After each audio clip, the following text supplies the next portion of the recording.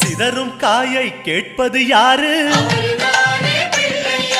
சிந்தனை வளமே தருவது யாரு? மோதகம் கேட்கும் கடவுளும் யாரு? சாதகம் செய்யும் சாமியும் யாரு? பாகும் பருப்பும் கேட்பது யாரு? மூன்று தமிழும் தருவது யாரு? பரமேஸ்வரியின் தலைமகன் யாரு?